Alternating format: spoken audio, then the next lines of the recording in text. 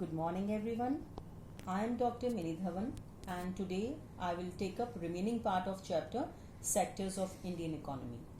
Earlier we have read about three sectors of Indian economy based on economic activities, and today we will start how to create more employment.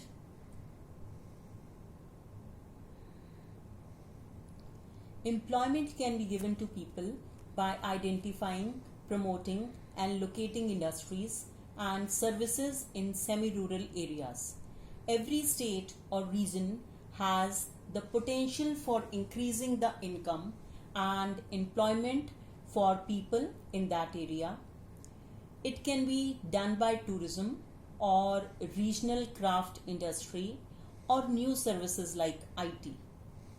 A study conducted by Planning Commission known as Niti Aayog estimates that nearly 20 lakh jobs can be created in education sector and every year can give additional employment to more than 35 lakh people in tourism sector if we are able to improve it. Now, how can that be done? Government should encourage tourism by providing more facilities to the tourist. Medical treatment in India is cheap as compared to developed countries. So India can be promoted as medical tourism destination. Government should set up more technology parks and research and development work should be promoted. Vocational training should be included in the main education pattern.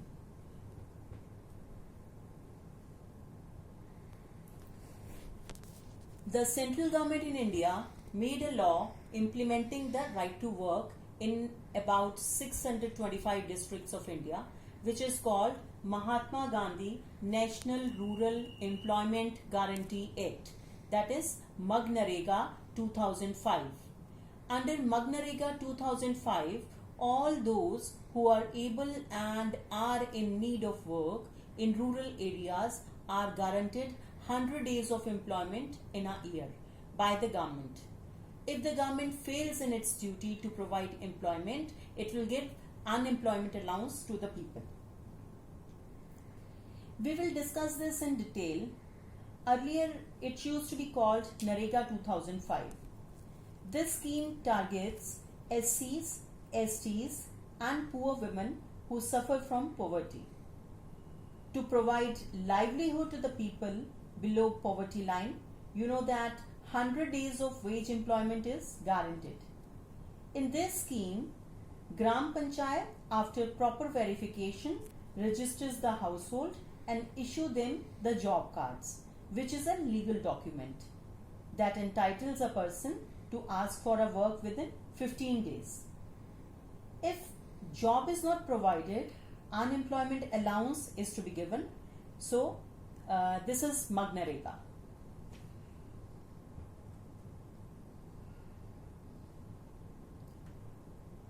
Steps to create employment in rural areas. Now, what steps can be taken? First is cheap credit. See, most of the farmers, they depend on informal sources of credit, that is relatives, money lenders, traders who charge high rate of interest. So government should encourage commercial banks to provide loans. Moreover, it is not that government is not doing anything. We have seen that lots of schemes like KCC, Kisan Credit Card, have been launched. But the problem is of awareness also. People are not that literate and are afraid of going to banks. So they lack knowledge. What document they should take with them, what document they are supposed to fill. So awareness is also to be grown. Second is diversification of agriculture. More than 60% of our workers are employed in agriculture sector, but farmers are producing limited crops. There is a great need to diversify agriculture as traditional methods of farming cannot help farmers. They need to open up to new methods. They should be encouraged to adopt pisciculture, that is rearing and breeding of fish, horticulture, that is growing fruits and vegetables and animal rearing, etc., along with cultivation of crops. Provision of basic facilities should be done. Now, rural areas lack basic facilities like roads, transportation, banking, warehouses, markets, etc. Villages should be linked to markets. For example, the areas where fruits are grown, processing units and cold storages should be set up in nearby areas. A large number of people will be getting employment out of this. Promotion of local industries and other activities. In villages near forest areas, honey collection centers can be started where honey can be sold, or by setting up flour mills and other agro-based industries. There are many examples which are going to provide employment to people. If employment is not created, then adverse effects of employment will be witnessed. First, we will focus on adverse effects of unemployment. I told you that unemployment is when people are willing to do work at given wages but are unable to find jobs. So, employment leads to wastage of manpower resource. People can be asset for the economy, but here they have turned into a liability. Feeling of hopelessness and despair is filling in the youth. People do not have enough money to support their family and may indulge in criminal activities.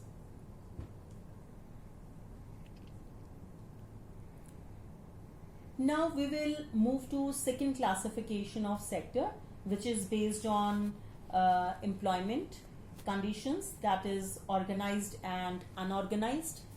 See, organized sector is a sector where employment terms are fixed and regular, and the employees get assured work. They are registered by the government and have to follow its rules and regulations, which are given in various laws such as Factory Law, Minimum Wages Act, Payment of Gratuity Act, Shops and Establishment of Acts, etc. Whereas in unorganized sector, the unorganized sector is characterized by small and scattered units, which are largely outside the control of the government. Terms are not regular. Here in organized sector, we have seen that terms are regular, they are fixed, but in unorganized sector, terms are not regular and they are out of the control of government. And in organized sector, government has made lot of rules and regulations and people have to follow them. But in unorganized sector, there are rules and regulations, but these are not followed since they are not registered with the government. In organized sector, the job is regular and has fixed working hours. If people work more, they get paid more for the overtime by the employer. But in unorganized sector, jobs are low paid and often not regular. Workers enjoy security of employment in organized sector, but in unorganized, employment is not secure. People can be asked to leave at any time without any reason. In organized sector, people working in the organized sector get several other benefits from the employers such as paid leaves, payment during holidays, provident fund, gratuity, etc. Whereas in unorganized sector, there is no provision of overtime, paid leave, holidays, leave due to sickness, etc. People get medical benefits in organized sector. The factory manager has to ensure facilities like drinking water and safe working environment. When they retire, these workers get pensions as well. In unorganized sector, there are no such facilities. Example of organized sectors are government employees, registered industrial workers, Anganwadi workers, village health workers, etc. An example of unorganized sector are shopkeeping, farming, domestic work, laboring, rickshaw pulling, etc.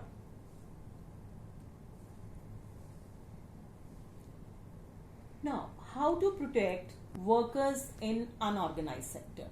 As we have seen earlier, that in unorganized sector, people they do not get support of the employer, and no rules and regulations are followed. Even though they are there, but they are not being followed. There is a need for protection and support of the workers in unorganized sector. Here are few points which will help in doing so. The government can fix the minimum wages rate and working hours. The government can provide cheap loans to self-employed people. Government can provide cheap and affordable basic services like education, health, food to these workers. The government can frame new laws which can provide provision for overtime, paid leave, leave due to sickness, etc.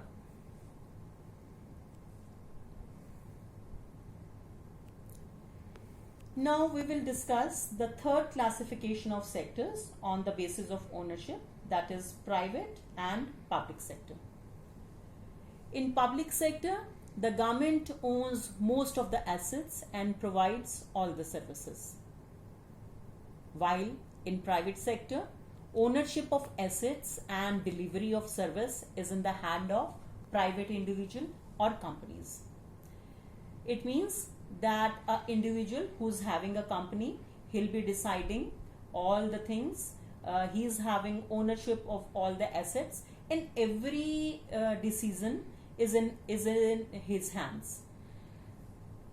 In public sector, it provides basic facilities like education, health, food and security to the people. But in private sector, the sector provides consumer goods to the people. The purpose of public sector is not just to earn profits. Its main aim is public welfare.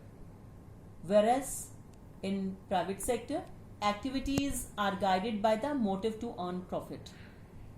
Railways or post office is an example of public sector. Companies like Tata Iron and Steel Company Limited, that is TISCO, or Reliance Industries Limited, that is RIL, are privately owned companies.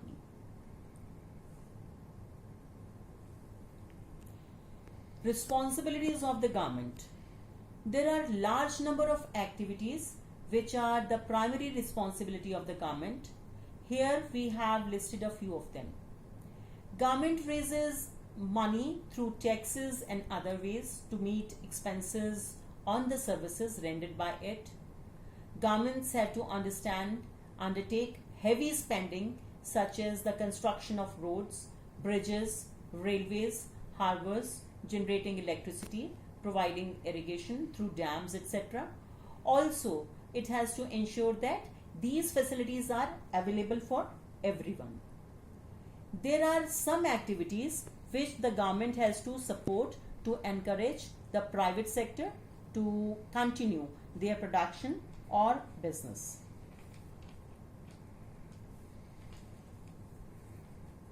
The government in India buys wheat and rice from farmer at a fair price and sells at the lower price to consumer through ration shops. In this way, it supports both farmer and consumers.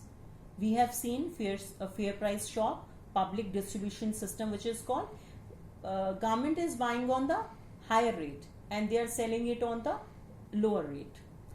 Running proper schools and providing quality education, health and educational facilities for all are some of the duties of the government.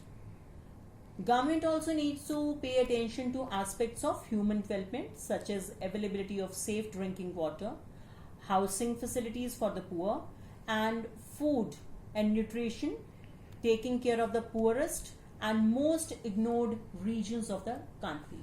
So these are the major responsibilities of the government, and with this our chapter, it is coming to its end.